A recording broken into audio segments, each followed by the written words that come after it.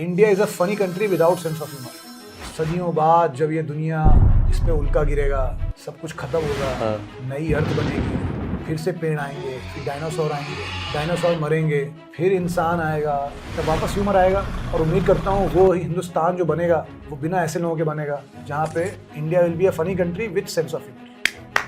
क्या पुट किया है यार। 1 घंटे लोगों को हंसाना, जो भी हंसा रहा है बहुत बड़ा काम है यार, वो बहुत टफ काम है। ये हंसाते हैं लोग 1 घंटे तक, फिर उसके बाद शो बैन हो जाता है। क्राइम शो को लिखना होता कैसे है?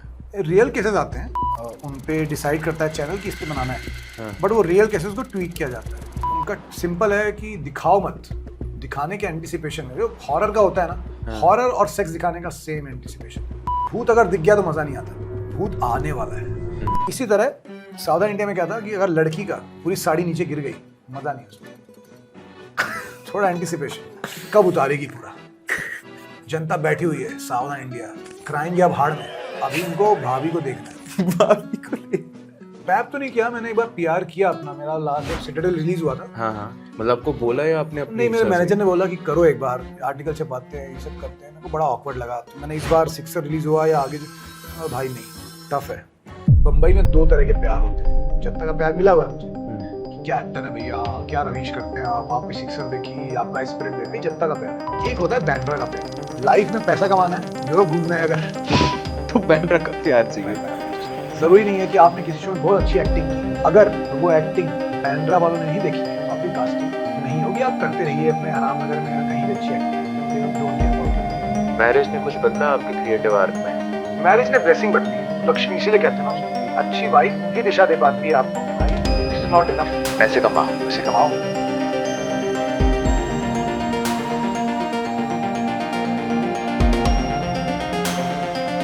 कोई पॉडकास्ट है, उसमें एक आंटी बस आके ये बोल रही है कि मेरी विष्णु जी से बात हुई है।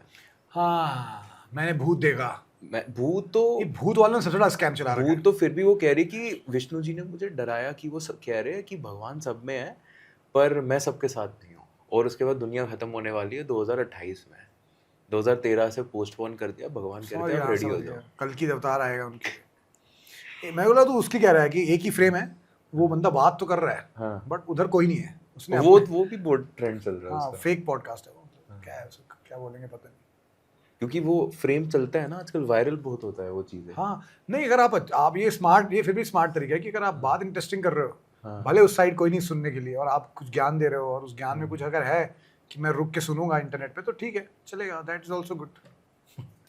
इंडिया है जी, मार्केट है। इंडिया है जी, इंडिया में हर जुगाड़ है। राजा रवीश को नहीं पॉडकास्ट करना चाहिए आज के टाइम में? ऐसे लगता है वो ग्रिल ही कर देगा सबको। मतलब मुझे ऐसा लगता है कि राजा रवीश का जो अगर पॉडकास्ट होगा ना, एक रियलिटी और इल्यूजन की थिन लाइन है, तो वो इल्यूजन में रहे ना, वो है तो इल्यूजन। हमने तो फेक मोदी जी लाके पॉडकास्ट किया हुआ है हाँ, वो मैं राजा देख रवीश रहा के है। साथ, वो है नहीं अब इंटरनेट डिलीट पे, हो गया। डिलीट हो गया। तो वो इल्यूजन है। वो हाँ। ऐसे पॉडकास्ट करने में, कैरेक्टर बेस्ड पॉडकास्ट करने में डर ये लगता है ना कि वो इल्यूजन टूट जाए, कि आप कहीं सडनली 1 घंटे तक मेंटेन कैसे 1 करोगे? घंटे वो इल्यूजन मेंटेन करना, फिर रियलिटी में ना आ जाए बीच में, फिर वापस जाओ फेक वो उसमें इल्यूजन में। तो ये एक ट्रिक रहती है, इसलिए ये ट्रिक संभालने नहीं आती यार, कि कैसे करेंगे 1 घंटे, कैसे करेंगे। अभी आप 2 घंटा नॉर्मल बात कर सकते हो, और फिर उसमें जोक्स का प्रेशर, सबसे बड़ा दिक्कत। पॉडकास्ट में हम लोग चुटकुले मारने नहीं बैठे ना, हम लोग बीच में आ गए चुटकुले, अच्छी बात है, हाँ। बट लगातार 1 घंटा अगर आप एक्सपेक्ट करोगे कि रवीश का पॉडकास्ट करूंगा मैं, तो जनता चाहेगी कि 1 घंटे हंसी आए, जो बहुत बड़ा प्रेशर है भाई। 1 घंटे हंसाना किसी को, it's like making a rocket जो इज गोइंग टू मार्स, उतना ही डिफिकल्ट है 1 घंटे लगातार हंसाना किसी को। मतलब मैं मार्स में रॉकेट जाते हैं, उसकी इंटेंसिटी नहीं कम करना, वो ज़्यादा वैल्यूबल काम है, बट बता रहा हूँ, फील बता रहा हूँ कि 1 घंटे लोगों को हंसाना, जो भी हंसा रहा है, बहुत बड़ा काम है यार, वो बहुत टफ काम है। नहीं, हंसाते हैं लोग 1 घंटे तक, फिर उसके बाद शो बैन हो जाता है। वो शो बैन हो जाता है फिर। वो बैन तो क्या ही बोले अब।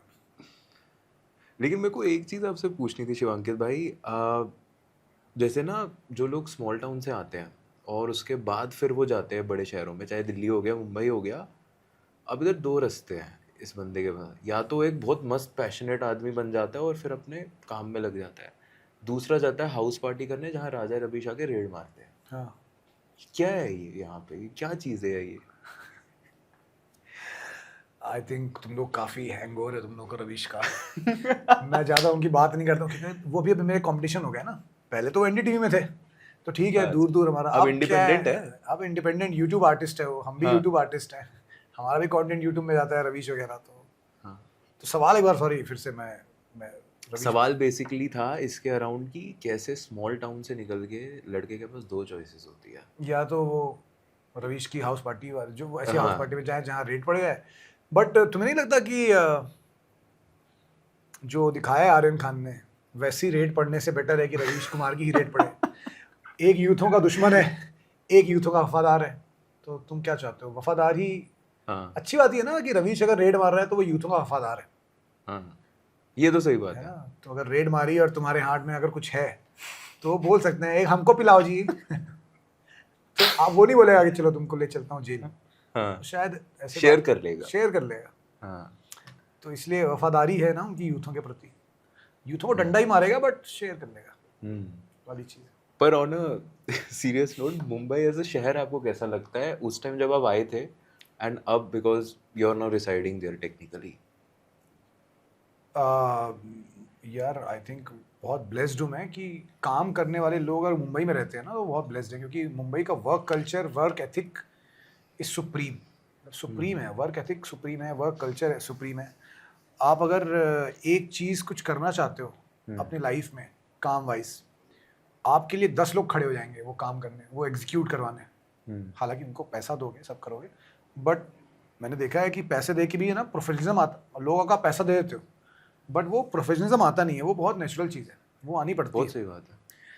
मुंबई में आपका एक विजन है, आपके विजन के लिए रातों रात 10 लोग खड़े हो जाते हैं क्योंकि उन आपके विजन के साथ उनका विजन भी जुड़ा हुआ है। तो ये एक चीज़ बड़ी अच्छी है बॉम्बे की, मुंबई की। और दूसरी, जब मैं पुणे में था तो ऐसा नहीं था कि मैं पुणे बॉम्बे से एकदम अंडर एक्सपोज था। तो मैं बीच बीच में कहीं कहीं मुंबई आता रहता था दोस्तों से मिलने, या किसी को अगर मौका मिला एयरपोर्ट छोड़ना है, मुंबई कहीं जा रहा है तो आगे साथ में ऐसे ही उसको एयरपोर्ट छोड़ने, चलो मुंबई देख लेंगे। बट मैंने मेन मुंबई जो है, जो टाउन एरिया इसे कहते हैं, फोर्ट एरिया, वो बहुत लेट देखा। मतलब पुणे से आया 3-4 बार, एयरपोर्ट आके अंधेरी आके चला गया। तो मेरे को लगता था यार बड़ा अजीब है यार, इतना कंक्रीट जंगल है, रोड इतनी ख़राब है, ये वो। Now I still till date I feel the real Mumbai, जो मुंबई की स्पिरिट है जो है, आई थिंक वो दादर से शुरू होती है, दादर से अपना चर्च गेट तक। बाकी तो सबर्ब्स हैं, बाकी मुझे लगता है एक्सटेंशन ऑफ पुणे जैसे शहर की एक्सटेंशन है ये, जहाँ पे सिर्फ बिल्डिंगें हैं, कल्चर नहीं है कुछ। एक वाइब अंधेरी में कह सकते हो आप वाइब है, क्योंकि क्रिएटिव लोग हैं, क्रिएटिव लोग हैं, बॉलीवुड है वहाँ पे, वहाँ फिल्म फेस्टिवल्स होते हैं, वहाँ पे सारे इंडस्ट्री के लोग हैं, हमारे ऐसे सोच वाले लोग हैं जिन्हें फिल्म की बात करना पसंद है, शोज़ की बात करना पसंद है ना। वो आपके दोस्त भी वही हैं इंडस्ट्री के। तो चलो अंधेरी फिर भी वाइब है, बट असली वाइब दादर से शुरू होती है। दादर से आपका जो मराठवाड़ा शुरू होता है, एक जो मराठी कल्चर है दादर का, वहाँ का जो, फिर उसके आप थोड़ा और आगे जाते हो तो पारसी कल्चर है दादर और उसमें। उसके बाद जब आप नीचे आते हो परेल में, वो एक रिच पीपल कल्चर है, वो भी अच्छी बात है। वो मुंबई जैसे कैपिटलिस्ट कंट्री के सिटी के लिए ज़रूरी है वो कल्चर। परेल, महालक्ष्मी, वो आपको दिखता है, अमीर से अमीर लोग वहाँ बैठे हैं, वो एक कल्चर है। उसके बाद जब फिर आप आगे पहुँचते हो चर्च गेट, तो आपको इन क्लासिक मुंबई जो एरा था ब्रिटिशर्स का बनाया हुआ सब कुछ, वहाँ से जो एक मुंबई का रस आता है वो आता है। तो मुझे लगता है ये वेरिएशन है। परेल, दादर, चर्च गेट, इनसे मुझे ज़्यादा प्यार है मुंबई की अगर बात करें तो।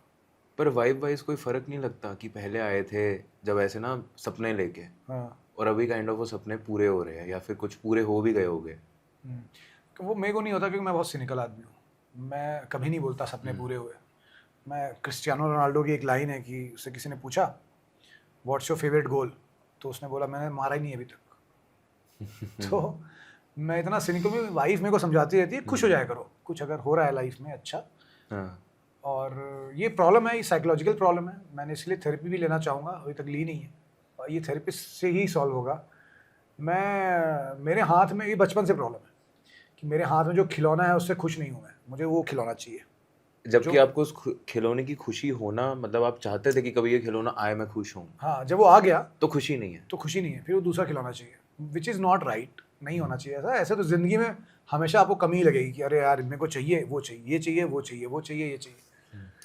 बट वो सिनिसिज्म भी है, और मेरा ही मानना है, पता नहीं ये मिडिल क्लास लोगों की फितरत होती है, लोगों को सिखाया जाता है कि कुछ अच्छा हो तो ज़्यादा सेलिब्रेट मत करो, डर लगा रहता है। डर है कि चला जाएगा, तो आपके अंदर हम्म, सिनिसिज्म आता है कि नहीं यार अभी ये क्या है, इससे तो और कुछ बेटर चाहिए, इस पे खुश हो जाओगे ना तो कुछ आएगा नहीं आगे, ज़्यादा एक्साइट नहीं होने का।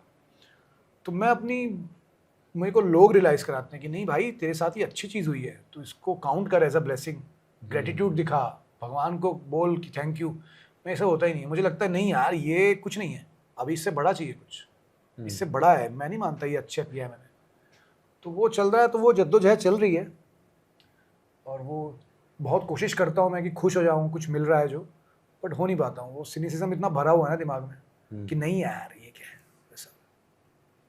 हो सकता है यार वो बचपन की चीजें भी हो, क्योंकि यूजुअली ऐसे केसेस में बचपन में आपके Yes. शायद कुछ चीजें हुई हो जो वो आपको ट्रिगर कर ले व्हेन यू आर बचपन एन का ही एडल्ट। ट्रिगर है, I am not able to identify in a very particular way कि ये रीज़न है इसकी वजह से, बट है तो बचपन का ही, बचपन का ही है। वो बचपन से ही आता है, कहाँ से आता है वो फिगर आउट करना पड़ेगा, बट ऐसा नहीं है कि बहुत प्रॉब्लम हो रही है उससे। आसपास के लोग जो है मेरे क्लोज लोग, मेरी वाइफ है या तो उससे कई कई बोलती है कि तुम खुश क्यों नहीं हो, अब क्या चाहिए, तो मैं जवाब नहीं दे पाता कि मुझे क्या चाहिए, कि अब कब खुश होऊंगा मैं, तो वो आजू बाजू वाले लोगों को थोड़ा परेशान करता है वो चीज़, तो है। और दोस्त यार क्या बोलते हैं आपके, एकदम जो दोस्त गलीज यार तो वाले मजाक दोस्त? उड़ाते हैं मतलब दोस्त यार तो वही है कि चूतिया कभी तो खुश हो जा और क्या चाहिए तेरे को, तू इतना क्या, तो दोस्तों में तो काम है यार मजाक उड़ाना आपकी इन सब चीज़ों पे। ये नॉन इंडस्ट्री वाले आप दोस्त नहीं बोल नहीं, रहे हो ना? इंडस्ट्री वाले दोस्त भी ज़्यादातर, नॉन इंडस्ट्री वाले दोस्त मेरे हैं, बट उनके साथ मैं इंडस्ट्री की बात ही नहीं करता। मतलब अच्छी बात ये है कि वो दोस्तियाँ तभी टिकती हैं ना जब आप फिल्म लाइन में हैं और अपने आप नॉन इंडस्ट्री वाले दोस्तों से मिल रहे हैं, आप फिल्मों की ही बातें कर रहे हैं कि बॉलीवुड में ये होता है, मैं ये कर दिया, मेरा ये शो। मैं मेक श्योर करता हूँ कि मैं अपने जो नॉन फिल्मी दोस्त हैं, जिनका फिल्म, वो दोस्त जिनका फिल्म से, मैं उनके सामने फिल्म की मैंने क्या अचीव किया है, मैंने क्यों किया है, मैं करता ही नहीं, बात ही नहीं करता, ताकि वो दोस्ती अच्छी बनी रहे। हम लोग वही बात करते हैं जो हम क्या करते थे, फिल्म छोड़ो, फिल्म लाइन गई बाढ़ में, हम अपनी बात करते हैं, तो वैसे दोस्ती चल जाती है अच्छी। क्योंकि फिल्म वाले सबसे ज़्यादा ना, फिल्म लाइन अपने आप में बहुत क्या वर्ड सही वर्ड होगा, अपने आप को बहुत इंपॉर्टेंस देते हैं कि हम फिल्म वाले हैं, ऑफ हम कोर्स, फिल्म बनाते हैं। चेहरा आ रहा है स्क्रीन पे। हाँ, तो वो इम्पोर्टेंस जब आप देते हो ना तो आपके अंदर वो अहंकार आ जाता है, फिर वो अपने दोस्तों, जो नॉन फिल्म दोस्त हैं उनको आप शो ऑफ करते हो चीज़ें। तो आई थिंक शाहरुख खान का वो जो लग बाय चांस में जो डायलॉग था दोस्तों वाला, कि तुम कितने बड़े स्टार बन जाओ, ये तुम्हारे, याद रखना ये दोस्त जो थे तुम्हारे साथ, जो भी एग्जैक्ट डायलॉग है वही सार है वो। जब तुम कुछ नहीं थे। हाँ, जब तुम कुछ नहीं थे उन दोस्तों के साथ कुछ ही मत रहो, उनके सामने ये लेके मत जाओ कि देखो मेरा ये शो आ रहा है, मेरा वो शो आ रहा है। मेरे को बड़ा गंदा लगता है जब मैं बोलता हूँ, अरे कोई दोस्त पूछता है कि भाई किससे किससे मिले तुम बम्बई में, मेरे को लगता है बहुत बुरा लगता है बताने में, नहीं बताना भाई, तू छोड़ ना वो दुनिया तू अपनी बात करना, ये तो हमारी जो अपना रिलेशन है यहाँ अपना पे। रिलेशन है ना, छोड़ ना, वो दुनिया है ही नहीं, वो दुनिया भूल जा, तू अपनी बातें कर, हमारी जो पुरानी बकचोदी है वो डिस्कस करते हैं, या आगे अभी क्या करना है वो बताते हैं। तो कोशिश ये रहती है वैसी वाली चीज़। हाँ, ईगो नहीं आई कभी बीच में कि यार मैं इतना बड़ा बन गया बंदा, मैं कहीं पे खड़ा हो जाऊं तो शायद बहुत सारे लोग जमा हो जाए मेरे से फोटो खिंचवाने के लिए, नहीं मेरे से नहीं, ऐसा बात हुआ करने भी के नहीं है लिए? ब्रो इतना भी नहीं हुआ है कि मैं कहीं नहीं खड़ा हो यार, फिर जाऊँ। भी हाँ, कि एक रिकग्नाइजेबल, लेट्स से अगर बहुत सारे लोग एंटरटेनमेंट नीश में है, बट आपको अगर कोई देखेगा तो यार इंसान समझ जाएगा कि मैंने इस बंदे का काम देखा हुआ है। वो तो होता है। हाँ, अच्छा लगता है उसके लिए यार, वैल्यू आती है समझ में कि हाँ हुआ है, और ये भी समझ में आता है कि अगर इसको सस्टेन करना है तो आपको इंसान अच्छा रहना पड़ेगा, आप वहाँ पे उड़ नहीं सकते। और फिर आपके घर में आपका परिवार होता है, आपकी वाइफ, मेरी वाइफ तो मेरे को बहुत ज़मीन पे रखती है। घर जाता हूँ और अगर कुछ काम है तो घर के सारे काम जो चीज़ें हैं वो उसी शिद्दत से मैं करता हूँ जितना पहले किया करता था। और ये मैं अपने लेवल की बात कर रहा हूँ, बड़े लेवल पे ये करना चाहिए। घर में रोज़ एक बार कपड़े धो लो थोड़े, कभी झाड़ू लगा लो, कभी खाना बना लो, तो ये सब चीज़ें करते रहोगे तो ये छोटी छोटी चीज़ें बहुत बदलाव नहीं करती, पर इससे बहुत फ़र्क पड़ता है। मैरिज ने कुछ बदला आपके क्रिएटिव आर्क में? मैरिज ने ब्लेसिंग बदली है, मतलब मैं कह रहा हूँ ना, मेरे साथ सिनिकल आदमी, इतना जो बुरा डार्क सोचने वाला, जो खुशी नहीं होती उसको जब, और तो आई थिंक मैरिज बहुत हेल्प करती है। आई थिंक मेरे से आदमी को तो बहुत हेल्प की, ब्लेसिंग्स के लिए, सपोर्ट के लिए। और जब आप इंट्रोवर्ट हो, आपको मनी नहीं समझ में आता। बहुत सारे आर्टिस्टों की प्रॉब्लम होती है ना, उन्हें पैसा नहीं समझ आता। हाँ। कैसे मांगे, क्या मांगे, पैसा कमाए कहाँ। हम लोग ना बहुत सालों, मैं तो 25 साल तक धुन में था किसी, पता नहीं कि मुझे। आप आजकल मैं देखता हूँ यार यूथ को, हाँ। 15 साल के हो गए, 17-16 साल में उनको पता है कि मार्केट में पैसा कहाँ है और कैसे कमाना है। आगे की सोचते हैं कि भाई 22 साल में मेरे पास ये बिजनेस होगा। मैंने देखा अभी आज, मतलब इसमें एनवी कहूँगा, 25-25 साल के लोग काम वाम करके पैसे कमा के घर और ले लिया है बम्बई जैसे शहर में। तो लगता है आपको कि यार ये गेम हमें पास क्यों नहीं है। फिर हम दोष देते हैं अपने 8 नंबर पे, हाथ पे, कि चलो ठीक है शायद पैसा नहीं है। हम ऐसे थे कि अरे हाँ किस्मत में नहीं है यार, अरे मुझे नहीं कमाने पैसे, आते नहीं मुझे पैसे कमाते यार। अरे सही तो है, चल रहा है, रोटी मिल रही है, खाना मिल रहा है, 2-3 जगह घूम घाम लेता हूँ, हम इसमें खुश होते हैं। जब लड़की आती है वो आपको दिशा देती है पैसे का। लक्ष्मी इसीलिए कहते हैं ना उसको, कि लक्ष्मी इसलिए नहीं कहते कि लक्ष्मी है, लक्ष्मी इसीलिए है कि वो अच्छी वाइफ भी दिशा दे पाती है आपको कि भाई दिस इज नॉट इनफ, पैसे कमाओ। तो वो समझ में आया। I think financially I am more, मतलब एफर्ट ज़्यादा करता हूँ पैसे कमाने के, चीज़ें करता हूँ, तो जिससे हमारी दोनों की खुशियाँ जुड़ी हुई हैं। तो ये फैक्ट है। कोई भी जब कहता है ना कि अरे पैसा इज़ नॉट इम्पॉर्टेंट, गलत कहता है। पैसा है इम्पॉर्टेंट भाई, क्योंकि एक जीवन मिला है, एक जीवन में आपकी बहुत सारी ख्वाहिशें हैं। फिर कई लोग क्या करते हैं ना, अपनी ख्वाहिशों का पर्दा बना देते हैं कि नहीं हमारी ये ख्वाहिशें नहीं, हम तो ये हमें करना ही नहीं है। अरे मुझे नहीं घूमना विदेश, वो इसलिए कह रहा है क्योंकि उसके पास पैसा नहीं है। तो जो पास पैसा है तो आपके अंदर जो भी इच्छाएं आप करनी है, आपको करना पड़ेगा, उसके लिए पैसे कमाने। और बहुत, मतलब मेरे ऐसे जो लड़के हैं, पैसे की वैल्यू इन द सेंस कि पैसे कमाने की वैल्यू नहीं की कभी। We don't know how to make money. I am not that kind of guy. कई लोग होते हैं बिजनेस माइंडेड, मैं नहीं हूँ। तो आई थिंक वो मेरी वाइफ नहीं होती, मैं तो फिर शायद रोटी चावल और एक चिकन खा के खुश रहता। मुझे पुश ही नहीं करती अगर, तो मैं ऐसे ही रहता। तो आई थिंक वो बहुत बड़ी चीज़ हुई। तो जब आपके पास ऐसे सबसे बड़ा पेज है, कैसे अमाउंट आप आया, तो आपका क्या इच्छा थी यार, क्या खरीदूं मैं, कि यार मेरे को ये खरीदने की बहुत टाइम से इच्छा थी और पैसे ने रोक रखा था। तो ऐसा हुआ कि जब बहुत सारा पैसा है कुछ खरीदने का, बाइक ली मैंने यार। मतलब मेटेरियलिस्टिक चीज़ों की अगर बात करें, मतलब तो मेरा बचपन से बहुत शौक था अच्छी बाइकों का। मेरे पास ऑलरेडी बुलेट थी, वो तो मैंने ली थी, बट मेरा एक सपना सुपर बाइक लेने का, एक एडवेंचर सुपर बाइक। तो जब पैसा आया मतलब कि हाँ मैं अब इसकी EMI तो दे सकता हूँ 4 साल। तो मैंने टाइगर ली, ट्रायम्फ। 16 लाख की बाइक है। तो पहला मेरा बड़ा, जब कमाना शुरू किया तो मैंने इन्वेस्ट किया बाइक में। कई लोगों ने गाली बकी, दोस्तों ने, परिवार ने।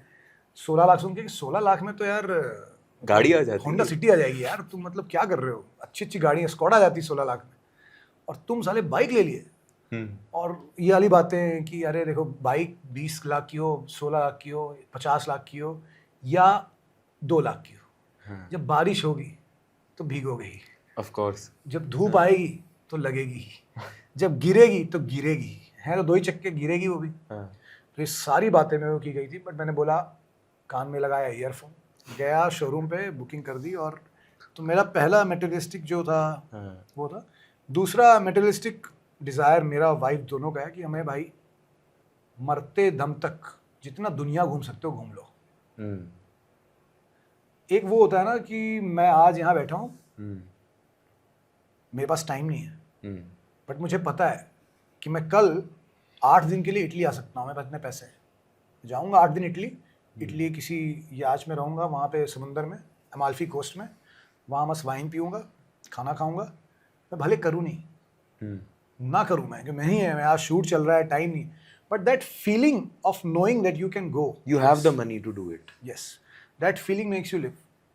इट्स नॉट नेसेसरी कि आप जाओ ही इटली, बट वो फीलिंग होनी चाहिए। आपको पता है कि हाँ मेरे पास पड़े हैं यार, चला जाऊँगा, बट अभी काम करना है, वो फीलिंग चाहिए मेरे को मरते दम तक। मैं भले नहीं जाऊँ, जब जाऊँ तब जाऊँ जब फ्री हूँ, बट ये फीलिंग अच्छी रहती है। तो मैं यहाँ पे मेटेरियलिस्टिक चीज़ों की बात कर रहा हूँ, इसलिए ये सब बातें कर रहा हूँ। कौन से देश ऐसे गए थे आप घूमने जहाँ आपको बहुत बढ़िया मज़ा आया? यार मैं उस परिवार से आता हूँ जहाँ पे लोगों के पास पासपोर्ट नहीं है, आज भी नहीं है। मेरे मॉम डैड के पास, मॉम तो मेरी she left the world 2 years back, but dad के पास ही पासपोर्ट नहीं है। तो वो इंडिया उन्होंने सब घुमा है, बट वो हमारे गांव में, मैं प्रॉपर गांव से आता हूँ, तो वहाँ पे पासपोर्ट लेके विदेश घूमने का कल्चर ही नहीं है। तो मेरा सपना था यार कि मेरे को घूमना पसंद था, मैंने इंडिया भी घूम लिया काफ़ी, फिर मेरे को लगा अब इंडिया भी घूम लिया है, बचा क्या है यार, विदेश कब जाऊँगा मैं। फिर पासपोर्ट बनवाया, पैसे नहीं थे जब भी हुआ सब कुछ। तो मेरा हमेशा सपना था कि यार जब भी कमाऊंगा ना लाइफ में, रेगुलर ट्रैवलर बन जाऊंगा यार, घूमूंगा मैं। हम मुझे क्योंकि बहुत इंटरेस्ट था यूरोप में, अमेरिका में। अमेरिका तो नहीं गया अभी तक मैं, जाऊंगा, लेट्स सी वीज़ा कब मिलेगा। मेरी फेवरेट सिटी थी बार्सिलोना, स्पेन। उसके पहले तो मैं इटली गया नहीं था। इस साल मैं इटली जाके आया। देन मैंने देखा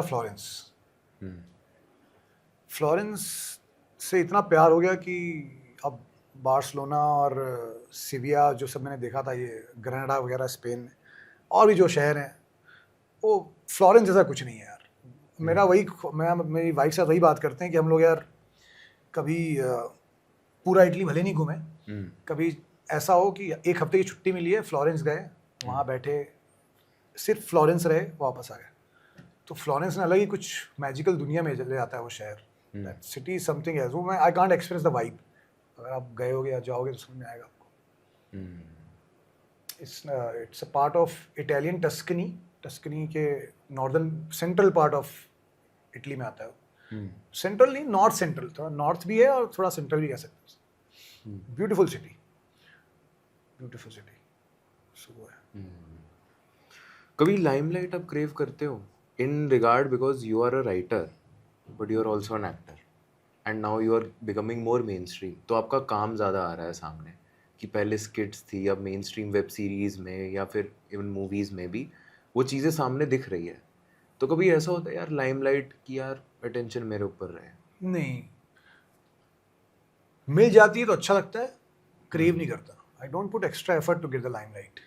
आई have no PR, I have a manager only to deal with the money and the projects. I don't take my manager to my sets. I'm strictly against it. मैं अकेला जाता हूँ सेट पे, अकेला आता हूँ, no entourage, no spot boy, nothing. Limelight ऐसी बनती है ना, 3 लोग साथ में चलते हैं, थोड़ा बातें होती हैं, वो सब।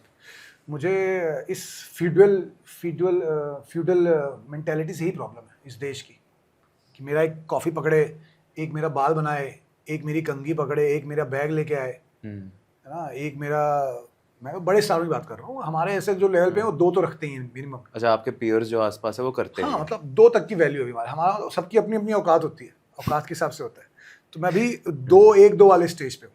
1-2 वाले स्टेज? हाँ, मेरे लेवल के जो एक्टर हैं वो 1-2 वाले हैं, धीरे धीरे वो अंतराज बढ़ता रहता है। बट मैं ये, मतलब मैं श्योर हूँ, मैं ये डंके की चोट पे कह रहा हूँ, मरते दम तक अकेला सेट पे जाऊँगा, अकेला लौटूंगा, मरते दम तक। क्योंकि मुझे वो लाइमलाइट और वो देखना कि अरे कोई आया, वो पसंद ही नहीं है। मुझे कैमरा से नफरत है। जब when I am not shooting, when I am not acting, I don't like camera. मुझे कोई बोलता है सेल्फी ले ले, आजा फोटो खिंचा लेते हैं, मुझे बहुत कोफ्त होती है सेल्फी की। मैं हंस नहीं पाता सेल्फी में, इसीलिए, क्योंककि कैमरा नहीं चाहिए यार। नहीं चाहिए। वो सिर्फ काम तक है, पर्सनल नहीं आना काम चाहिए। पे अलग ही है, काम में अलग इंसान होता हूँ। I am different person when I am working, वो वाली चीज़ है। तो लाइमलाइट बिल्कुल पसंद नहीं है। मैं इसलिए बर्थडे नहीं सेलिब्रेट कर पाता, क्योंकि लाइमलाइट नहीं पसंद है।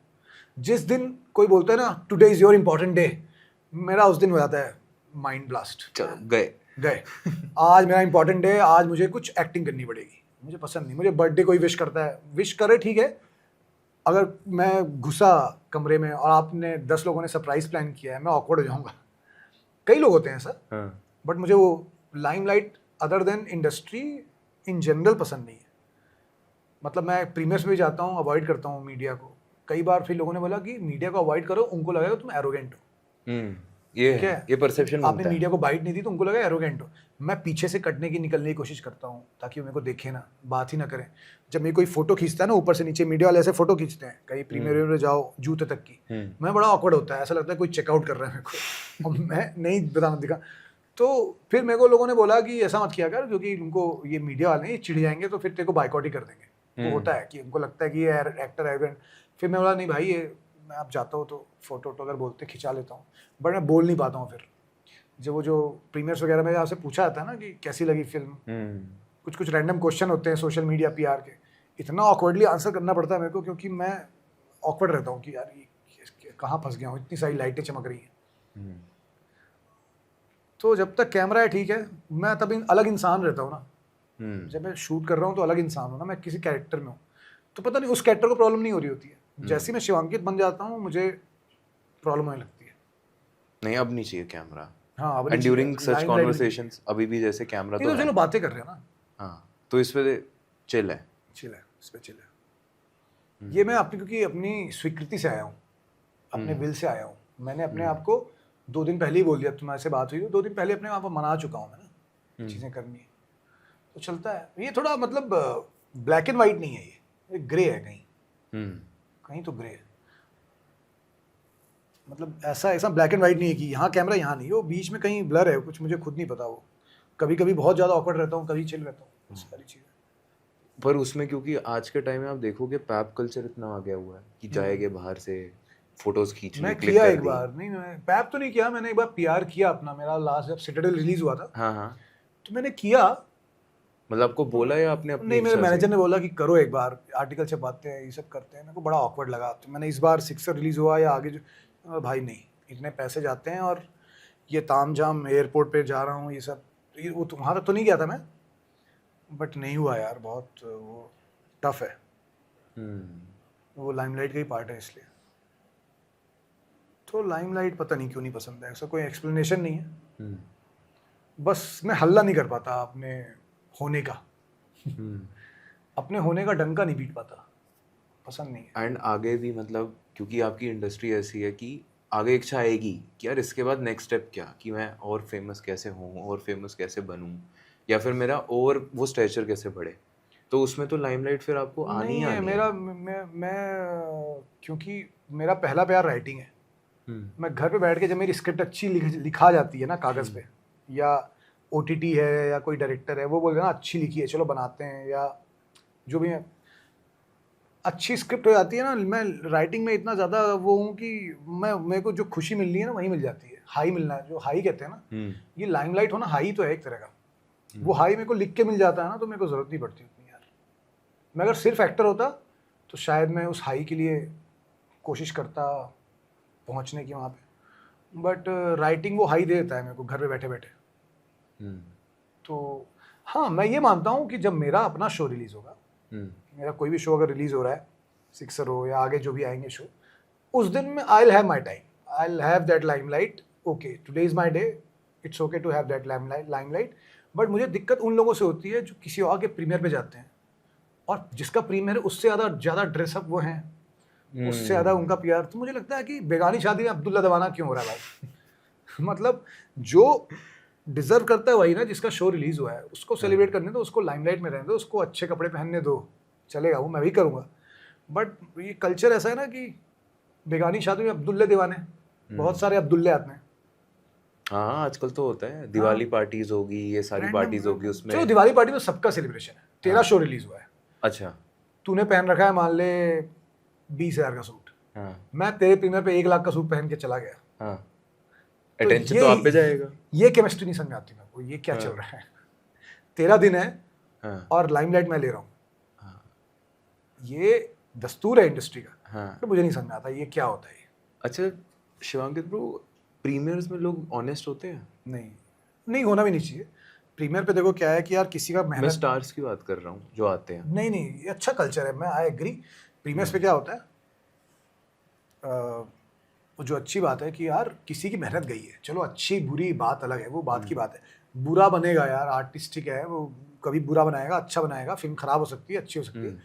प्रीमियर के दिन जाओ, डायरेक्टर होता है, एक्टर होता है, उस वक्त सबका हाई होता है, उन्होंने मेहनत तो की है, ठीक है, 20 दिन 40 दिन 50 दिन 100 दिन शूट किया है, डीओपी ने शूट किया है, लाइट मैन ने शूट किया है, सब आए अपनी स्क्रीनिंग में।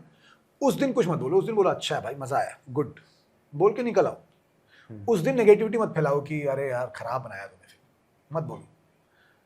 अगर आपका बहुत अच्छा दोस्त है तो आप फोन करके उसे बोल दें कि भाई खराब है यार, वो प्यार से ही बात करेगा, हाँ भाई सही कह रहा है भाई, ये गड़बड़ है, खराब तो है। प्रीमियर के दिन वो उस जोन में ही रहता कि उसको आप बोलो खराब है। अगर आपका अच्छा दोस्त है, आप घर आके फ़ोन करके उसे बोलिए कि भाई खराब है, ये खराब है, ये खराब है, वो सुनेगा, और भाई क्या हाल चाल, बाकी दुनिया की बातें होंगी और सब कुछ सॉर्ट हो जाएगा। या अगर यदि आपका वो दोस्त नहीं है तो आपको कुछ फ़ोन करने की ज़रूरत ही नहीं है, आप अच्छा बोल के आ चुके हो। तो ये प्रीमियर के दिन अच्छा ही बोलो, क्योंकि बहुत लोगों के इमोशन जुड़े होते हैं उस टाइम। मैंने 1-2 बार गलती की, प्रीमियर पे बोल दिया नहीं है, मज़ा तो नहीं आया। टीवीएफ का ही था काम। टीवीएफ का काम था आईओ कहीं, तो वो फिर मेरे को लगा नहीं बोलना चाहिए, क्योंकि उस वक्त बहुत लोगों के इमोशन हाई रहते हैं और लोगों की मेहनत फाइनली पर्दे पे आई है, तो मत बोलो।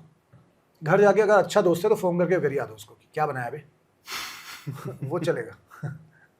अगर अच्छा दोस्त नहीं है तो फ़ोन करने की ज़रूरत भी नहीं है, उसको याद भी नहीं है कि तुम प्रीमियर पे आए थे, सो इट्स ओके। अच्छा ये भी है। हाँ मतलब हाय हेलो ही, बट उसके लिए तुम्हारा मैटर ज़रूरी नहीं है। It doesn't care about your what you think about his show. वो तुम बुलाया तुम्हें क्योंकि तुमसे थोड़ा 4-5 मीडिया पुल आ गया, इसलिए बुलाया तुम्हें एनालिसिस करने नहीं बुलाया है। तो कई बार ऐसा भी होता है कि आओ चुपचाप अपना 5-6 बाइट दो, अच्छा बोलो, शो की तरफ प्रमोशन कर दो और घर जाओ। ये सब बोलने की क्या जरूरत है डायरेक्टर को या एक्टर को कि तुम्हारा तो काम ये तो फिर एक्टर्स के साथ भी होता होगा कई बार कि कुछ एक्टर्स है जिसको आप देख रहे हो हाँ, कि आप उस फिल्म्स वक्त- नहीं मिल रही लेकिन प्रीमियर्स में आ रहे हैं। यस उन्हीं की नहीं बात देखो यार, वो एक्टिंग हसल का पार्ट है। हाँ। मैं उनके आने से प्रॉब्लम नहीं है, उनके कपड़े जो पहनते हैं उससे उस पर मजाक उड़ा रहा हूँ। आना चाहिए क्योंकि यार एक्टर की हसल है ये, हाँ। And this is a part of actor's job to be visible. मतलब डायरेक्टर लोगों के लिए मैं वही कहता हूँ उन लोगों को कि यार एक्टरों से दोस्ती कम करनी चाहिए, डायरेक्टरों से राइटरों से ज़्यादा दोस्ती करो। मैं कोई भी एक्टर आता है उसको मैं सलाह देता हूँ कि भाई डायरेक्टर से दोस्ती करो, राइटर से दोस्ती करो, क्योंकि एक्टर को काम नहीं देता। एक्टर से काम चुरा लेता है या उसको भटका देता है या उससे झूठ बोल देता है या अपने ऑडिशन में चला है उसको बताएगा नहीं। तुम तो तुम्हारे आर्ट्स राइवल है ना, तुम दोस्ती करो डायरेक्टर से, तुम दोस्ती करो राइटर से। डायरेक्टर से दोस्ती करोगे तो डायरेक्टर को ऑडिशन देने की जरूरत नहीं है। डायरेक्टर के अंदर जो विजन है कि यार ये रोल मैं तेरे से करवा लूंगा, तो मैं तेरे को कास्ट कर लूंगा। राइटर को अगर लिखते टाइम लग रहा है कि यार ये रोल मैं करवा सकता हूँ यार इससे, ये जो मैं लिख रहा हूँ ऐसा फिट है ही, तो आपकी कास्टिंग हो जाएगी। तो कोशिश करो, डायरेक्टरों से दोस्ती करो, राइटरों से दोस्ती करो, और मैंने ये खुद किया है तो मेरा फ़ायदा हुआ है। क्योंकि इसमें एक चीज़ बड़ी इंटरेस्टिंग आ रही है आजकल की सोशल मीडिया नंबर्स देख के कास्टिंग हो रही है। वो सब किसी का शैम पुल है, है वो सब शैम और है। वो फिर सीरीज में आ रहे हैं, मूवीज नहीं में आ नहीं, रहे ये हैं। सब रूमर हैं, हो भी रही हैं, लेकिन बहुत अच्छे कामों के लिए नहीं हो रही हैं। आज भी ऑथेंटिक रोल्स जो हैं वो उसके लिए प्रॉपर ऑडिशन हो रहे हैं और अच्छे एक्टरों को ही कास्ट किया जा रहा है, जो 3 round of audition 2 round of audition दे रहे हैं। एक पहले कास्टिंग डायरेक्टर ऑडिशन ले रहा है, फिर उसका रील जा रहा है, फिर उसको डायरेक्टर एक बार ऑडिशन ले रहा है, फिर डायरेक्टर मीटिंग कर रहा है, डायरेक्टर 2-3 सीन और कर। इतनी जद्दोजहद है आज, कोई भी जो भी अच्छा रोल कर रहा है, इतनी जद्दोजहद तो है।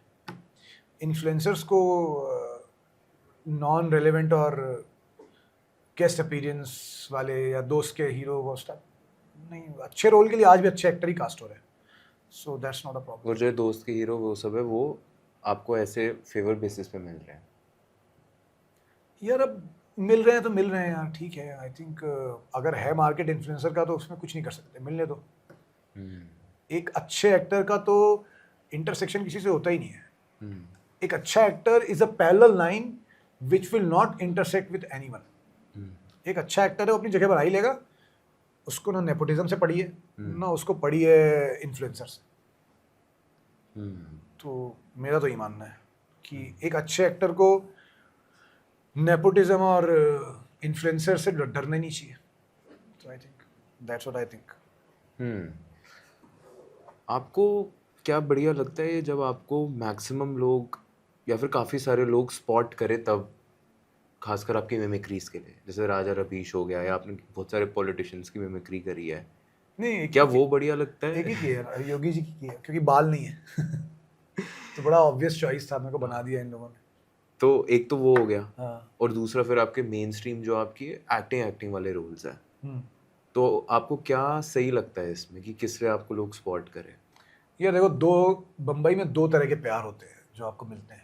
एक जनता का प्यार, एक बांद्रा का प्यार। Bandra in the sense Bandra, English में कहें तो। मैं बांद्रा हिंदी में कह रहा हूँ। मेरी वाइफ बहुत टोकती है कि बांद्रा क्या बोलते हो। मैं हिंदी में बांद्रा ही बोलेंगे यार अगला स्टेशन बांद्रा हिंदी में तो निशात इफ यू लिसनिंग, अगला स्टेशन बांद्रा। अब ये पॉडकास्ट भी देखेगी, चिढ़ेगी कि बांद्रा क्या होता है, because she is from Juhu, so she doesn't like when I से बांद्रा। तो एक होता है आप जनता को खुश करते हो, एक होता है आप बैंड्रा को खुश करते हो। हाँ, जनता के प्यार से आ, आपको काफ़ी जो जनता का प्यार मिला हुआ है मुझे कि क्या एक्टर है भैया, क्या रवीश करते हैं आप, आपकी सिक्सर देखी, आपका एस्पिरेंट देखा, ये जनता का प्यार है। एक होता है बैंड्रा का प्यार, लाइफ में पैसा कमाना है, यूरोप घूमना है अगर तो बैंड्रा का प्यार चाहिए। बैंड्रा का प्यार चाहिए। आप हाँ, ये आप इंडस्ट्री में जब तक बैंड्रा वालों की नज़र में नहीं आएंगे, आप अमीर तो नहीं बनेंगे आप। वही आपको बड़ी फिल्में, बड़े रोल, बड़ा पीआर, हाँ। टैलेंट भूल जाइए, टैलेंट से कोई लेना नहीं। कुछ मुलाकात हुई आपकी बैंड्रा से नहीं कभी? नहीं, मैं बैंड्रा से अभी तक तो दूर हूँ। मैं जाना चाहता हूँ उधर, मैं नहीं कह रहा कि मैं कल को बैंड्रा मेरे पास चल के आएगा इंडस्ट्री और मैं बोलूँगा नहीं नहीं मैं बैंड्रा, मैं जाना चाहता हूँ। मैं दोनों, मैं हर रस लेना चाहता हूँ भाई। मेरे अंदर वो गुस्सा नहीं है बैंड्रा को लेके कि अरे, बट जनता का प्यार से आपको नाम और अपना सेल्फ बूस्ट मिलता है कि चलो मेरे को जनता प्यार करती है। बट करियर में अगर कुछ आगे जाना है, पैसे कमाने हैं, अच्छी फिल्में करनी है, अच्छे शोज करने हैं, तो बैंड्रा का प्यार चाहिए उसके लिए। ज़रूरी नहीं है कि आपने बहुत अच्छा शो लिखा, ज़रूरी नहीं है कि आपने किसी शो में बहुत अच्छी एक्टिंग की। अगर वो शो और वो एक्टिंग बैंड्रा वालों ने नहीं देखी है तो आपकी कास्टिंग नहीं होगी। आप करते रहिए अपने आराम नगर में या कहीं भी अच्छी acting, they don't care about you. you have to be lucky to do that kind of show और फिल्म जो बैंड्रा वाले देख लें, वो अभी किस्मत है। So that is a thing. तो मैं अभी तक जनता के प्यार में तो बहुत एक्सेल कर रहा हूँ, बैंड्रा का प्यार मिलना बाकी है अभी। बैंड्रा का प्यार मिलेगा तो फिर अच्छे काम भी मिलने लगेंगे। नहीं, आप इतनी ऑनेस्टी से इस बारे में बात कर रहे हो, ये मैंने आज तक किसी को नहीं देखा इतनी ऑनेस्टी से बात तो ये करते हुए। रियलिटी यही है। तो अभी तो रियलिटी में क्योंकि रियलिटी बोल रहा सब हूँ। आप एक चीज नोटिस करोगे इंटरव्यूज में, हर जगह हर एक्टर या कोई भी डायरेक्टर कुछ भी हो, एक ही चीज, काम करो। काम तो सब कर रहे हैं, लेकिन देख कौन रहा है फिर वो चीजें? हाँ वही और ना। क्या सही क्राउड देख रहा है सिक्सर के उसको? साथ मैंने यही किया ना, मतलब जनता बोल रही है इतनी अच्छी राइटिंग है, सुपर एक्टिंग है, what a show, one of the best sports show. But ये शो वही है कि बैंड्रा में कोई देख नहीं रहा है, तो उनको पता ही नहीं है। मैं अपनी बात नहीं कर रहा हूँ, बाकी सारे जो एक्टर हैं सिक्सर में या डायरेक्टर है जो जिसने रेड किया है, उसको नहीं देख रहे हैं लोग बैंड्रा में। तो उन एक्टरों के लिए बैंड्रा पहुंचना मुश्किल है क्योंकि उनका काम ही नहीं देख रहा कोई।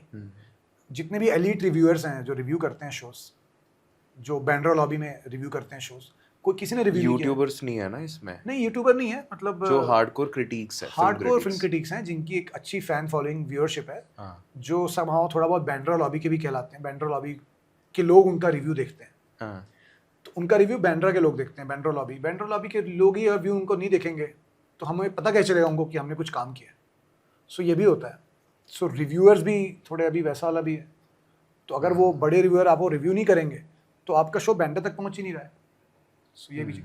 खैर मैं इन सब जंग में पढ़ा नहीं हूँ, मैं टीवीएफ में काम कर रहा हूँ और टीवीएफ अपने आप में एक इंडस्ट्री है, thanks to Arnab Kumar sir और वहाँ के सारे लोग। जिस तरह की क्रिएटिविटी, कई बार ना क्रिटिसाइज़ किया जाता है टीवीएफ को कि यार तुम लोग वही एजुकेशन वाले शो बनाते हो। हाँ बनाते हैं, हमें बनाना बाकी चीज़ें भी आता है, हम बनाएंगे एक दिन। बट हम क्योंकि कोई सिल्वर स्पून लेके आए नहीं है, हमारे पास कोई पुश्तैनी पैसा नहीं है ना टीवीएफ के पास। टीवीएफ ने पैसा बनाया है काम करके, चीज़ें करके। अर्नब सर ने पैसा बनाया है हसल करके इतने सालों में, छोटे छोटे स्केच करके। तो आज अगर हम कोटा फैक्ट्री, सीए, ये वो एजुकेशन वाले शो जिससे हमें पैसा आता है हमारा, हम कल को बड़ा काम ही कर देंगे भाई। हम बड़ा चीज़ ही बनाएंगे, हमारी बड़ी फिल्में भी आएंगी विजन वाली, हमारे बड़े शोज भी आएंगे विजन वाले। बट हम धीरे धीरे, we are taking one step at a time. It's not like we don't have talent. पर टीवीएफ का जो अपना से है, क्या वो कभी जाता है? जैसे अब कोटा फैक्ट्री मेन स्ट्रीम हो गया, नेटफ्लिक्स पे चला गया, हाँ, और ऐसे ही बाकी सारे शोज के साथ भी कहीं ना कहीं होगा। वो एक प्रोसेस है बिजनेस का कि आप पहले यूट्यूब पे रिलीज करते हैं, तो उस पे राइटर का से जाता है कि यार बिल्कुल बिल्कुल बिल्कुल कि यार आप ये सीन दिखा सकते थे, नहीं यार अब ये नेटफ्लिक्स या फिर अमेजोन पे जा रहा है, अब नहीं वो कर सकते। गया इसीलिए शर्त पे है कि वो कोर जो थी वो नहीं छोड़ेंगे, वो इसी शर्त में जाता है। तो आप देखेंगे किसी भी, आप एस्पिरेंट देखिए, कोटा देखिए, कहीं ऐसा आपको लगेगा नहीं कि अरे कुछ अलग बना दिया, नेटफ्लिक्स या अमेजोन में गया। तो सेम ही है, वही सोल फॉलो किया है। तो ये ओटीटी को भी समझ में आता है कि यार वो सोल नहीं छोड़नी है, जो thanks to them also that they are not letting that soul go away, they are sticking to that soul. But bro, what do you think makes TVF so special, that कि वो आज तक relevant है? क्योंकि उस time से जो वो आर्क था 2014-16 वाला, 17 वाला, सॉरी 2017 वाला जो आर्क था, उस वक्त बहुत लोग बना रहे थे कंटेंट, राइट। सब लोग नहीं रेलेवेंट रहे अभी तक। But what makes TVF so special कि वो आज तक I टिक think पाया? work culture and people are, they are not politicians, they are not following limelight, they are just following the passion of storytelling. Storytelling है, इसलिए I think वो Excel कर पड़ा है. वो सारे राइटर की ग्रोथ है वो. मतलब देखो, मैं ये एक पॉलिटिकल चीज़ कह रहा था, मुझे बीजेपी और कांग्रेस में क्या चलता है वो नहीं पता, मैं उस पर बात नहीं करूँगा. बट बीजेपी की एक चीज़ कांग्रेस से बहुत ज़्यादा अच्छी है. हाँ, हालांकि कुछ कुछ वाले हैं नेपोटिज्म प्रोडक्ट जिन्होंने सीधा पॉलिटिक्स में घुस गए. बीजेपी की अच्छी बात ये है, कोई भी नेता ना पहले ग्रास रूट लेवल काम करता है, उससे चेयर लगवाई जाती है रैलीज में, फिर उसको थोड़ा एक लोकल एरिया दिया जाता है कैंपेन करने का. अगर वो आरएसएस से आ रहा है, कहीं से भी आ रहा है, मतलब बीजेपी में ये देखा मैंने, सारे जो बड़े लीडर हैं आज बीजेपी के, वो कभी ना कभी छोटे लीडर भी थे. छोटी छोटी चीज़ों से धीरे धीरे रैलियाँ से ऊपर आते आते आते आते आते आते आज शायद प्राइम मिनिस्टर बन जाए, सीएम बन जाए, ऐसे लोग हैं. तो बीजेपी का ये है कि भाई पहले ग्रास रूट लेवल पे और पार्टी के छोटे लेवल पे काम करो काम करो काम करो काम करो काम करो काम करो, फिर जाके शायद कल को तुम सीएम पीएम बनो. कांग्रेस ये नहीं करती, अब तो बिल्कुल नहीं कर रही. तो मुझे एक चीज़ बीजेपी की बड़ी अच्छी लगती है कि बीजेपी अपने नेताओं को पहले काम करवाता है ग्रास रूट लेवल पे, तब जाके उनको वादे किए जाते हैं कि हाँ, अब even Yogi Adityanath ji grass root level काम किया है उस आदमी ने इतना जाके, तब जाके वो सीएम बने. तो एक चीज़ मेरे को अच्छी लगती है बीजेपी की, यार वो लोग ग्रास रूट लेवल पे पहले करते हैं कि जाके पहले देख पॉलिटिक्स होती कैसे है, पहले जाके रैलीज में चेयर लगा. ये चीज़ टीवीएफ में होती है, कांग्रेस नहीं करता ये. तो टीवीएफ में अच्छी बात ये है कि पहले आप स्केच लिखते हो, फिर आप छोटा सा एक शो लिखते हो, फिर आप शो लिखते हो. आप पंचायत का राइटर ले लीजिए चंदन कुमार, या एस्पिरेंट का राइटर ले लीजिए दीपेश कुमार, या निखिल विजय जिन्होंने गुल्लक किया है, या तो सारे उन लोगों ने पहले 10-10 5-5 मिनट के स्केच लिखे. ठीक है, टाइट राइटिंग है. इवन कोटा फैक्ट्री का जो राइटर है, सब ने ये 5-5 मिनट 2-2 मिनट के स्केच लिखे सालों तक. मैंने खुद सालों तक स्केच लिखा, फिर जाके मैं शो मिला. तो जब आप नीचे से ऐसे आते हो ना, स्टेप बाय स्टेप, तो सब कुछ अच्छा ही होता है. तो वो जो लेगेसी तू कह रहा है वो मेंटेन है, इसलिए क्योंकि स्टोरी टेलिंग का पैशन बहुत है सब बच्चों में, जो भी राइटर्स हैं टीवीएफ के या डायरेक्टर्स हैं. हाँ. तो वो पैशन मरा नहीं, क्योंकि वो उनको बेस से लेके ऊपर वाली चीज़ तक पता है. हाँ. तो उन्होंने सारी दुनिया देखी हुई है, तो वो एक बेस जब बन जाता है ना अच्छा, हाँ. तो फिर मैजिक हो जाता है. उसमें एक चीज़ आज हो गई है थोड़ी सी कि यार राइटिंग को शायद वो फ्री स्पेस नहीं मिल पा रहा है. कि जैसे अभी आपका भी Raja Ravish is returning back on TSP, एक वो एपिसोड आया और आपने खुद भी बोला कि आपको लगा कि राइटिंग थोड़ी सी उस हिसाब की नहीं थी जो पुराने वाले टाइम में थी. तो थोड़ा सा ये माहौल भी हो रहा है. माहौल ये हो रहा है क्योंकि यार लोगों के पास कोई, देखो यार, कोई भी बड़ी कंपनी है, कोई भी, मतलब कोई भी उठ के केस कर दे रहा है आजकल. मैं गवर्नमेंट की बात नहीं कर रहा हूँ, कोई आम आदमी भी उसको लग रहा है उसके पास पावर है, वो उठता है, अरे ये क्यों बोला, वो क्यों बोला, वो केस कर देता है. केस चल रहा है, करोड़ों लाखों बर्बाद हो रहे हैं. वो कौन चाहता है, वो सब परेशानी कौन चाहता है यार. तो आई थिंक वो रीज़न है कि वो कहते हैं ना, India is a funny country without sense of humour. वही हो रहा है सर. हम फनी तो बहुत हैं, बट हमारा सेंस ऑफ ह्यूमर बहुत, हम लोग बहुत जल्दी ऑफेंड हो जाते हैं. तो अब छोड़िए उसको. तो अब हम नहीं बनाएंगे, नहीं है भाई, अगले जन्म में करेंगे. जब डायनासोर जैसे तब समाप्त हुए थे, वैसे सदियों बाद जब ये दुनिया इस पे उल्का गिरेगा, सब कुछ ख़त्म होगा, नई अर्थ बनेगी, फिर से पेड़ आएंगे, फिर डायनासोर आएंगे, डायनासोर मरेंगे, फिर इंसान आएगा, तब करेंगे. तब वापस कॉमेडी आएगी, ह्यूमर आएगा, तब वापस ह्यूमर आएगा. और उम्मीद करता हूँ वो हिंदुस्तान जो बनेगा वो बिना ऐसे लोगों के बनेगा, जहाँ पे India will be a funny country with sense of humour, not without. क्या पुट किया है यार. तो मैं तो अब दुनिया तबाह होके वापस बनने का इंतजार कर रहा हूँ, तभी चीज़ें सही फनी होने के लिए, स्क्रिप्ट्स पे फनी होने के लिए. मैं अगला जन्म, मैं शायद 5500 साल बाद आऊँगा अगला जन्म लेके, तब लिखूंगा जोक्स. इस जन्म में तो हो गया भाई.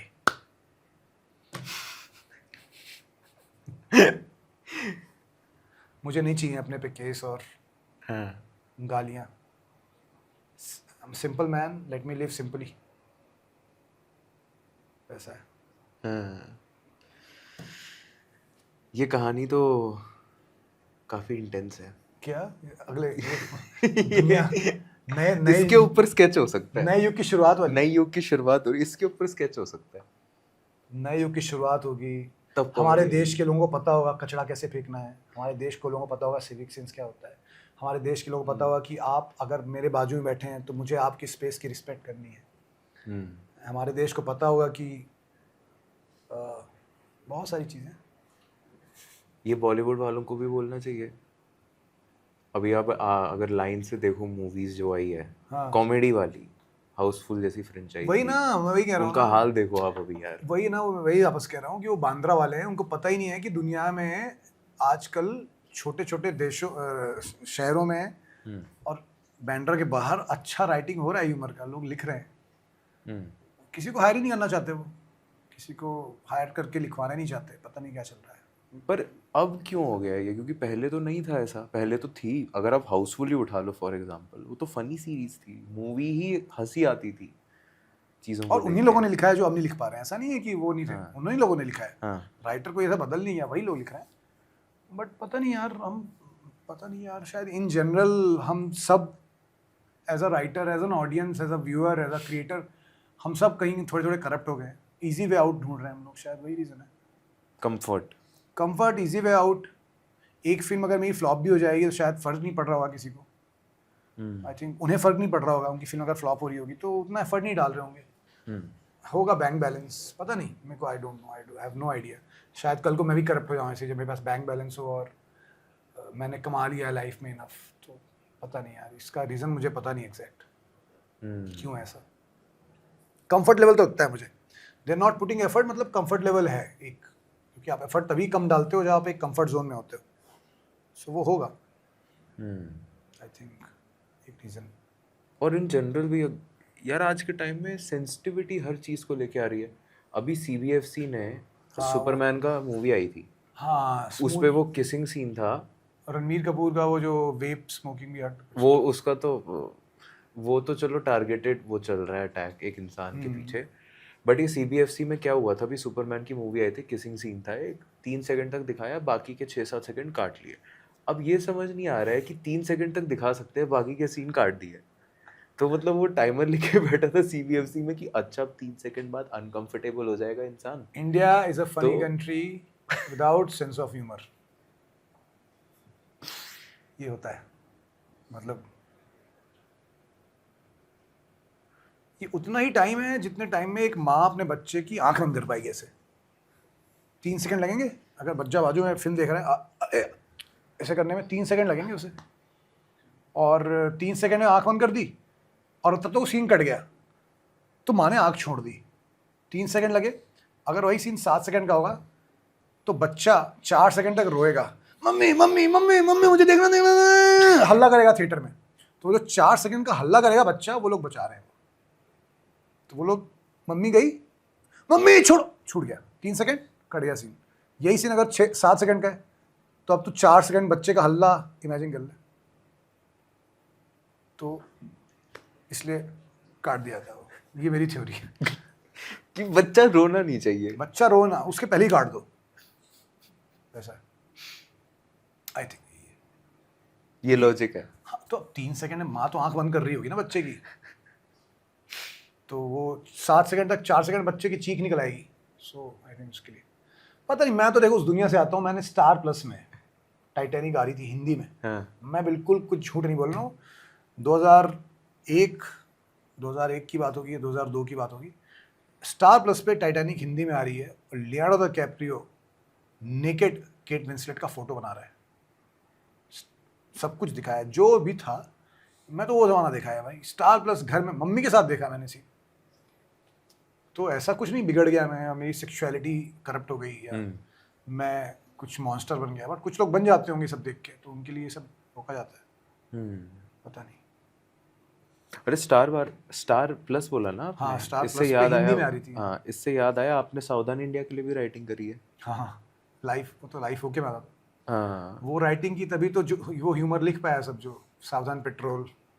पर ये एक क्राइम शो को लिखना होता कैसे है? रियल केसेस आते हैं, रियल केसेस होते हैं, हाँ, उन पे डिसाइड करता है चैनल कि इस पे बनाना है, हाँ, बट वो रियल केसेस को ट्वीक किया जाता है। तो जैसे फॉर एग्जांपल मैं आपको देता हूँ कि एक बंदा कहीं से आया और वो 6 सेकंड में फंस गया आंटियों के, ऐसी कहानी ढूंढते थे वो। तो उसको हमने चेंज कर दिया कि वो बंदा आया और वो योगा सिखाता था लोगों को, तो 6 सेकंड में फंस गया, तो योगा हमने ऐड कर दिया ताकि वो एक्चुअल केस थोड़ी अलग हो जाए। अच्छा, वो एंगेजमेंट बनी रहे, एंगेजमेंट बनी स्पाइसीनेस रहे, जो हाँ, वो स्पाइसी होनी चाहिए और स्नीज होना चाहिए, स्लीज तो होना ही चाहिए। और उनका सिंपल है कि दिखाओ मत, दिखाने के एंटिसिपेशन में, जो हॉरर का होता है ना, हॉरर और सेक्स दिखाने का सेम एंटिसिपेशन है। भूत अगर दिख गया तो मजा नहीं आता, भूत आने वाला है उसमें मजा आता है, उसकी फीलिंग यार भूत आने वाला है, भूत आने वाला है। इसी तरह साउदर्न इंडिया में क्या था कि अगर लड़की का पूरी साड़ी नीचे गिर गई, मजा नहीं उसमें, थोड़ा एंटिसिपेशन। वो शूट भी ऐसे करते थे कि कब उतारेगी पूरा, जनता बैठी हुई है, सावधान इंडिया, क्राइम या भाड़ में, अभी उनको भाभी को देखना है। भाभी को तो वो एंटिसिपेशन कि भाभी की चुनरी कब नीचे गिरेगी, वो एंटिसिपेशन में ही पूरा चलता था। और ये फैमिली ड्रामा है।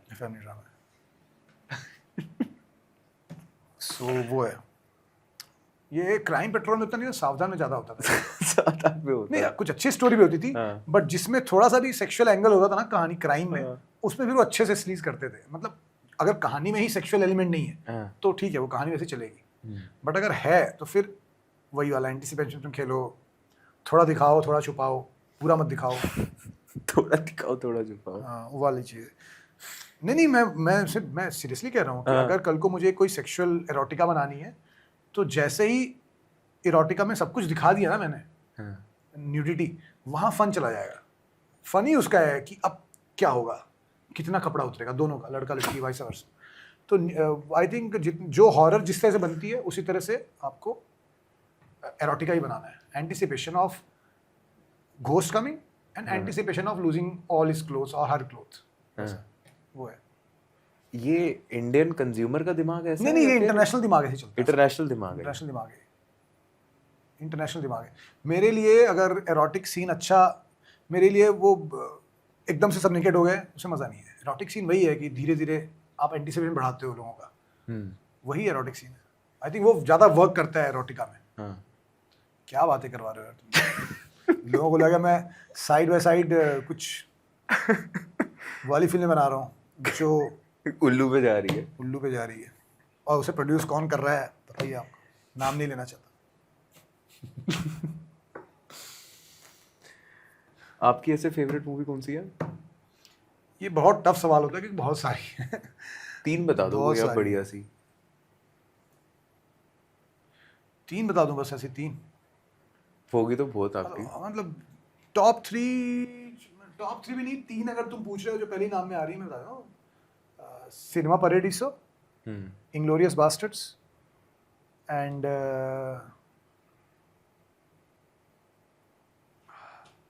इतना टफ सवाल होता है ना ये। हिंदी में बता दो एक। नहीं, हाँ मतलब मैं हिंदी अलग रखता हूँ और गॉडफादर। चलो ये 3 हो गई। या तो LOTR सीरीज लेट्स से, और हिंदी में लगान, हिंदी इजी है, लगान, खोसला घोसला, रंग दे बसंती। लग रहा था रंग दे बसंती बोलोगे। मतलब बहुत सारी हैं और, बट मैं ये अगर पहला आंख होंगे 3 नाम जो आ रहे हैं, लगान, खोसला घोसला, तो टॉप 2 ही मेरी। वो तो फिक्स है बहुत सालों से। थर्ड पे मैं शिफ्ट होता रहता हूँ, कभी कुछ। तो थर्ड पे फिलहाल अभी जो है रंग दे बसंती आ गया दिमाग में। सो यही है। खोसला का घोसला काफ़ी अंडररेटेड है और आई थिंक मतलब मैं दिन भर बात कर सकता हूँ। इतनी सिंपल फिल्म इतने अच्छे से कही जाती है, सब कुछ, सारे इमोशन बैंग ऑन पड़ते हैं, ह्यूमर बैंग ऑन पड़ता है, कल्चर रेफरेंसेस बैंग ऑन पड़ते हैं। वो पता नहीं, कुछ दिल्ली को दिखाता है ऊपर से, कुछ तो मैजिक है वो फिल्म। सररियल भी है थोड़ी, कि सररियल मतलब इन द सेंस कि आसान नहीं है। तुम दिल्ली के किसी भी आदमी को ऐसे तो नहीं लूट सकते थिएटर एक्टिंग करके, और लूट भी लोगे तो बचोगे नहीं। कल को तुम्हें, मतलब मुझे खोसला घोसला में एक ही प्रॉब्लम लगती है, मुझे आज भी डर लगता है उन लोगों के लिए जो जिंदा है ही नहीं।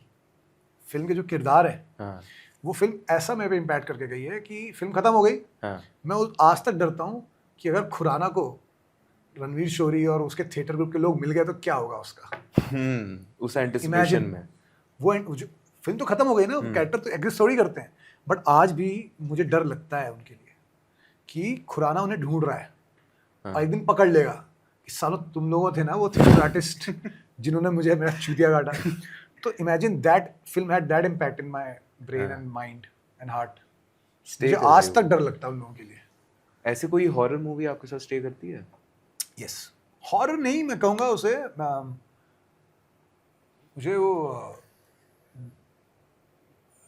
मुझे जॉर्डन पील बहुत पसंद है, मैं उनको अपना गुरु मानता हूँ। मैं उनका कुछ अगर धूल ही बन पाऊँ तो बहुत बड़ी बात है। फैन नहीं हूँ मैं किसी का, मैं लोगों को या तो गुरु मानता हूँ या मैं शिष्य हूँ। मैं फैन नहीं बोलता, मैं किसी का फैन नहीं हूँ। गुरु है वो, मैं उनसे कुछ सीख लेता हूँ। वो ऐसा वाला फैन नहीं हूँ कि यार सर एक फोटो दीजिए प्लीज, मर जाऊंगा नहीं तो। फैन होना ही नहीं चाहिए किसी को, किसी इंसान का। अगर इंसान किसी का फैन नहीं है तो आधी दुनिया की प्रॉब्लम ही सॉल्व। कि फैन कल्चर ने ना बहुत कुछ बेड़ा गर्क कर रखा है दुनिया का और आर्टिस्टिक वर्ल्ड का। किसी का फैन नहीं होना चाहिए, गुरु भले मान लो उसे, उससे सीखने के लिए। फैन मत हो किसी का, ये मेरा पर्सनल ओपिनियन है गाइस। आप लोग रहिए जिसके फैन होना।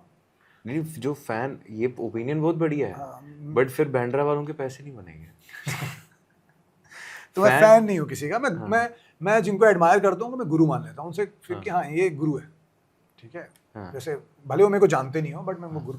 तो Jordan peel one of the गुरु है मेरे, मैं उनको गुरु मानता हूँ। उनका ह्यूमर जो है, स्टाइल जो तरह लिखते हैं वो, और ऐसा लगता है ये अपना आदमी यार, इनसे कुछ सीख सकते हैं। हम भी यही स्केच करते हैं, हम भी स्केच कॉमेडी हमें आती है समझ में, हम ये करना चाहते हैं। फिर वही आदमी एक ऐसी कहानी लिखता है गेट आउट जैसी, जो ऑस्कर जिता देती है उसे, या नोप। उनकी असली अच्छी लगी थी मुझे, नोप और गेट आउट बहुत अच्छी लगती है। और मैं सबसे ज़्यादा एक्साइटेड रहता हूँ कि कब आएगी जॉर्डन पील की अगली फिल्म। तो वो हॉरर जॉनरा नहीं है, वो एक mix of surreal horror supernatural करते हैं वो। हॉरर बीच बीच में कहीं कहीं होता है, तो वैसी वाली चीज़ है। तो मुझे हॉरर वाइज वो तो अच्छे लगते हैं। एज अ राइटर कभी आपको किसी बॉलीवुड एक्टर के बारे में, एक्ट्रेस के बारे में कुछ कैरेक्टर लिखने का मन करता है? यार इसको देख लिया, इसके ऊपर मेरे को कोई कहानी है जो मैं लिखना चाहूँगा। तो बहुत इम्प्रेस हो गया जब मैंने अमित जी को देखा अश्वत्थामा करते कल्कि में। वो मेरा सपना पूरा हो गया। बोला यार पहली बार बहुत दिन बाद किसी को, अमिताभ बच्चन जी को ऐसे यूज़ किया किसी ने। और वो अश्वत्थामा का स्टैचर वो आदमी लेके आता है। आई थिंक अश्वत्थामा का कोई बूढ़ा अश्वत्थामा, जवान अश्वत्थामा तो और लोग भी होंगे जो कर सकते हैं, बट एक बूढ़ा अश्वत्थामा जो जिंदा है अभी तक, वो तो अमित जी ही कर सकते थे, अमित जी ने किया। तो वो मुझे रिसेंटली सबसे अच्छी कास्टिंग लगी जो आप सवाल पूछ रहे हो। बट क्या आपने क्या पूछा था? मैंने एक्चुअली वो नहीं पूछा था, मैंने पूछा था कि आप किसी एक्टर के ऊपर कुछ लिखना चाहोगे कभी, उसको डायरेक्ट या फिर राइट करना चाहोगे कि कोई इतना बढ़िया लग गया हो आपको बॉलीवुड में? हाँ, मतलब अगर अमरीश पुरी, ओमपुरी होते तो मैं साथ में वैसे वाला कुछ मज़ेदार उनके लिए सोचता, कोशिश करता। और रिसेंट टाइम्स में कोई?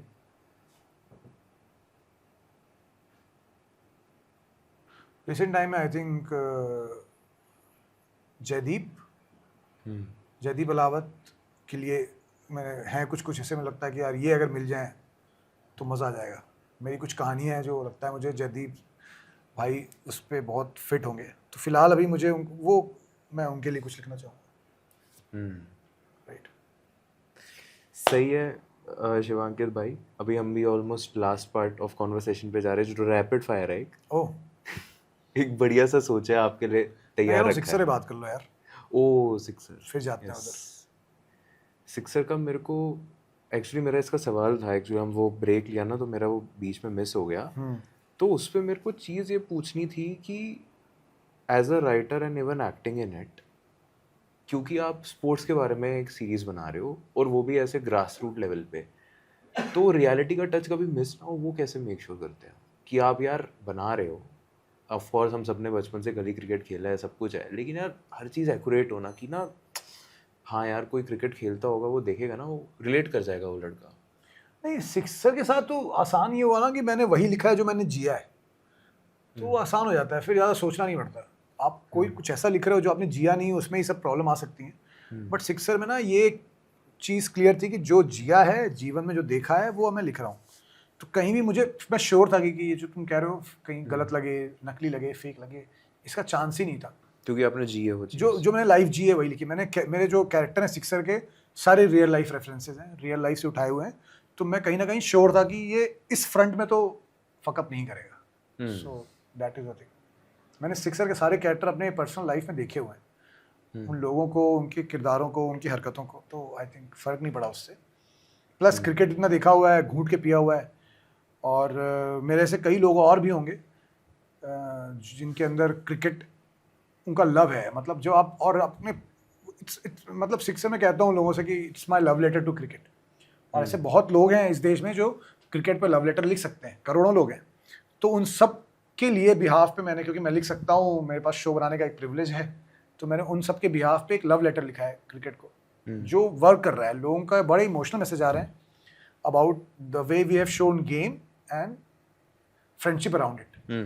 क्योंकि मेरा ही मानना है, जो काईपुची का आखिरी सीन भी है कि दो जो दोस्तों में लड़ाई हो रखी है, वो एक क्रिकेट शॉट से, वो एक शॉट और वो एक विक्ट्री इंडिया की उन दोनों दोस्तों को मिला देती है। ये बहुत बड़ी रियलिटी है। और मैंने अपने सारे अच्छे दोस्त, अपने सारे क्लोज दोस्त क्रिकेट के ग्राउंड में बनाए हैं। जो खेल के मैदान में दोस्त बनते हैं वो सबसे सच्चे दोस्त होते हैं। तो आई थिंक वो सच्चाई है सिक्सर में भी, इसीलिए शायद वो वर्क कर रहा है। सो वही है। और क्या आपको ऐसे क्रिकेट से ऐसे पर्सनल कनेक्ट लगा है जो आपने अभी तक देखा है, मतलब एक्सपीरियंस किया है? ये क्रिकेट नहीं, इन जनरल स्पोर्ट्स ना। हाँ, मैं स्पोर्ट्समैन का फ़ैन हूँ। स्पोर्ट्समैन का फ़ैन हूँ मैं। अच्छा, उसके फ़ैन हो? हाँ, स्पोर्ट में उनके लिए फ़ैन हो सकता हूँ। जैसे मैं Jordan, Dhoni, Michael Phelps, Novak जोकोविच इसलिए क्योंकि रॉजर फेडरर और नडाल इसलिए नहीं, उनमें से तीन में से किसी एक को चुनना है तो जोकोविच को चुनूंगा, क्योंकि नडाल और फेडरर के रहते हुए अगर आप नंबर 1 बन रहे हो तो मतलब भाई बात है तुमने कुछ। तो मतलब ऑलरेडी मार्केट में अगर नडाल और फेडरर हैं, उनको पीछे करके आप नंबर 1 चले जाते हो तो भाई तुम लेजेंड हो, सल्यूट है। तो जोकोविच ऑब्वियसली, फेडरर, नडाल तो हैं ही, और MS धोनी। सो ये सारे इंस्पिरेशन रहे, तो इनके मैं क्रिकेट लोगों के फ़ैन हूँ। और अच्छी बात स्पोर्ट्स से क्या है ना, बहुत यार हम्बलनेस और बहुत यूनिटी है। स्पोर्ट्स ऐसी चीज़ है ना, जो स्पोर्ट्समैन ना कभी ना पार्शलिटी नहीं करता लोगों के साथ, सबको इक्वल ट्रीट करता है, सबकी वैल्यू करता है मोस्टली 99% टाइम। क्योंकि खेल ऐसी चीज़ है जो आपको बहुत इस तरह से बनने पे प्रेरित करती है। खेल ऐसी चीज़ है जहाँ पे आप साथ में ट्रैवल करते हो, कोई डिफरेंस नहीं है। सबसे अच्छी बात मुझे IPL क्या लगती है, या इंडियन टीम की ट्रैवल जब करती है टीम, डोमेस्टिक ट्रैवल करते हैं आप, हर वक्त आपको, चलो आपको एयर इंडिया मिली या विस्तारा मिली जिनमें बिजनेस क्लास होता है। कितने बिजनेस क्लास होते हैं डोमेस्टिक में? 6-7 मैक्स, 6 ही होते हैं मोस्टली। 2 नहीं 12 होते हैं। 12 बिजनेस क्लास की अगर सीट है। टीम होती है 30 लोग की, सपोर्ट स्टाफ की, जो ट्रैवल करती है। 2 फ्लाइट भी हैं तो 15 लोग एक में, 15 लोग एक में, 20 लोग एक में। प्लेयर 20 तो होते ही IPL में। 20 के 20 प्लेयर, चाहे वो MS धोनी हो, चाहे विराट कोहली हो, या कल का आया अनकैप्ड प्लेयर जो अभी कल रणजी खेल के आया है, वो सारे फ्लाइट में पीछे बैठते हैं एक साथ इकोनॉमी में। क्योंकि MS धोनी, विराट कोहली अगर ये बोलेंगे कि हम MS धोनी है, मैं विराट कोहली हूँ, और वो बिजनेस क्लास में जाएंगे अपने कोच के साथ, और बाकी जो सपोर्ट स्टाफ है 17 प्लेयर हैं, वो अगर पीछे बैठेंगे तो एक टीम में ना खाई आएगी, गैप आएगा कि देखो MS धोनी बिजनेस क्लास में बैठ रहा है, हमें यहाँ भेज दिया, कोहली बिजनेस में बैठ रहा है, हमें यहाँ भेज दिया। तो वो खिलाड़ी, जो बड़े खिलाड़ी हैं, वो पीछे आके बैठते हैं छोटे खिलाड़ियों के साथ।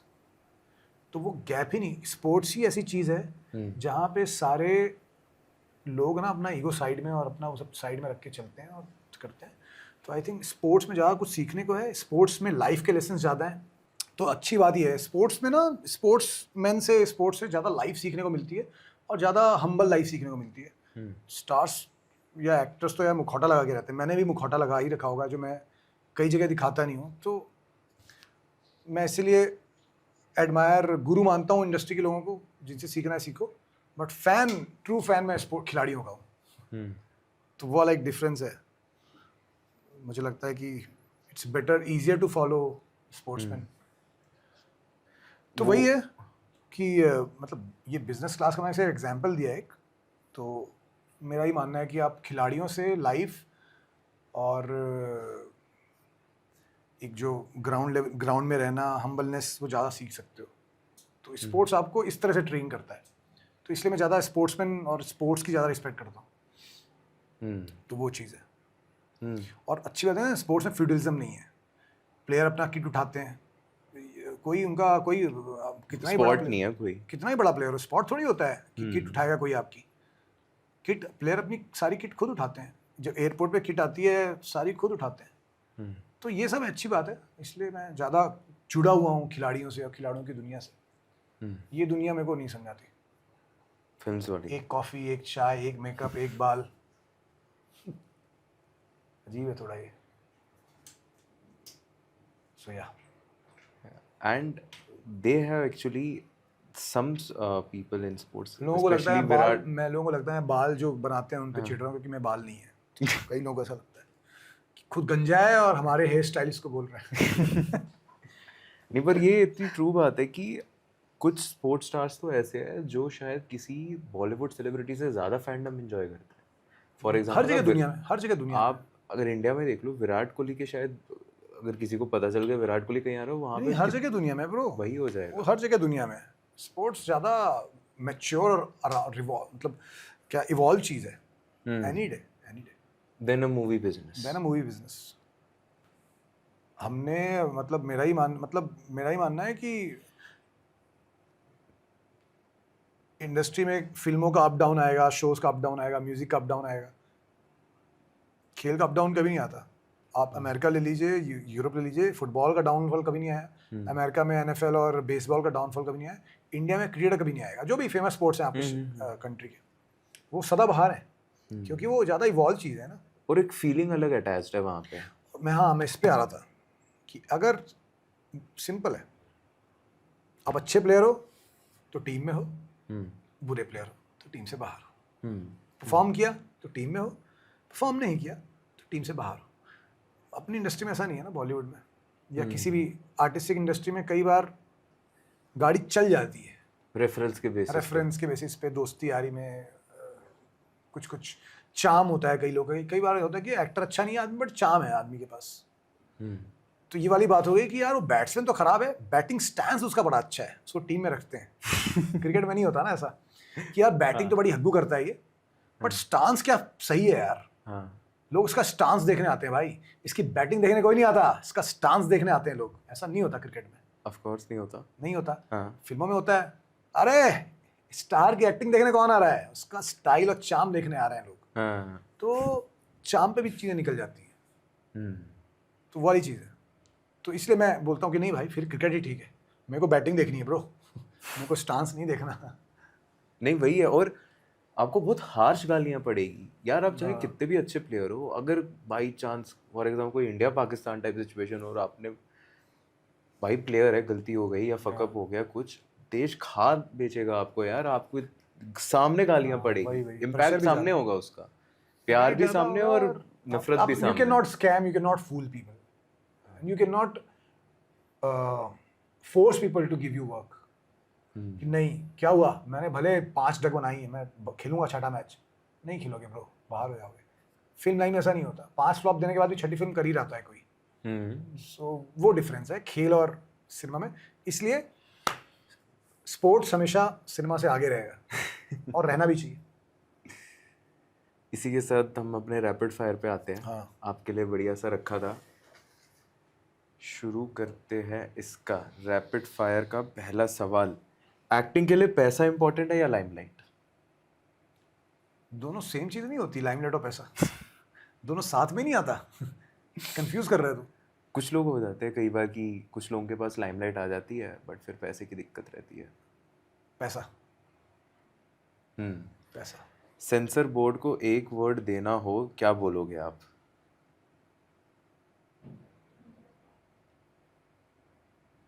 क्यूटियापा। सेंसर क्यूटियापा वाला स्केच भी था एक डायरेक्टर जिसके साथ तुरंत काम करना चाहोगे?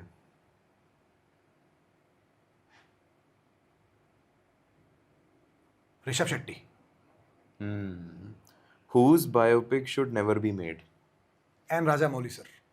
सॉरी भूल गया मैं उनका नाम, मेरे फेवरेट डायरेक्टर हैं अभी फिलहाल इंडिया में। सॉरी अगला भूल गया, मिस कर गया आपको कुछ। मैंने बोला था whose biopic should never be made?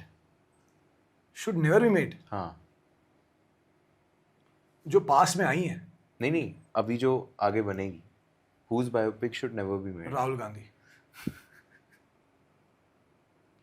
मैं तो नहीं जाऊंगा देखने, बिकॉज अपने आप में राहुल जी खुद ही एक फिल्म है। Better film maker Anurag Kashyap और करण जौहर? अनुराग कश्यप है obviously. One Bollywood song that should be band in weddings? मैं शादी में जाता ही नहीं। Which film you would never let Gen Z remake? लगान। Worst Bollywood dialogue you have ever heard? Problem ये है कि वो प्रॉब्लम।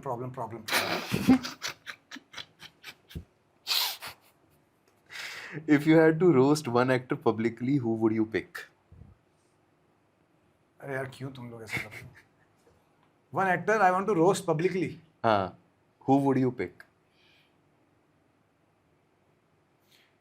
यार मैं अपने दोस्तों का ही नाम लूंगा यार, तुम ये सब क्या करो। मैं किसी एक दोस्त का नाम, Badri, my sixer mate Aussie. वो रोस्ट होता रहता है मेरे से, बट फिर भी अगर आप सवाल पूछ रहे हैं तो बद्री का नाम लेते। Lastly, one thing about Raja Rabish Kumar ji that nobody knows. He is secretly married. किससे वो उन्होंने कहीं बताया नहीं, but he is secretly married. वो यूथों के वफादार हैं और बैचलर्स की बातें सुनते हैं, इसलिए उन्होंने ये बना रखा है कि पर शादी हो रखी पर है शादी उनकी हो रखी है, वो बताते नहीं है। वो शादी बता देंगे तो यूथ उनसे दूर चला जाएगा, हाँ, तो इसलिए। वेल हमारी तरफ से इतनी चीज़ें थी शिवांकित भाई। आई होप आपको मज़ा आया हो। बिल्कुल यार, मज़ा आया। बहुत फन था। और हमने बहुत दिन बाद मैंने ऐसा सूदिंग शांत धीरे धीरे पॉडकास्ट किया है। तेरी एनर्जी भी वैसी है ना, हम लोग ऐसा बहुत लाउड नहीं है, एनर्जी वाला नहीं है, और अच्छी बात है। बातें लग रही है, ऐसा लगा था वो पेड़ के नीचे बैठे वाली बात होती है। वैसी बात हो रही थी। होप बोर ना हुए हो आप? नहीं बोर नहीं हुआ यार, बात करना हमेशा से प्लेजर। और बॉम्बे से आया हूँ इतनी दूर से, तो बोर होने थोड़ी आया हूँ, बात करने आया हूँ। Thank you so much thank Shivankit भाई। यू सो मच भाई।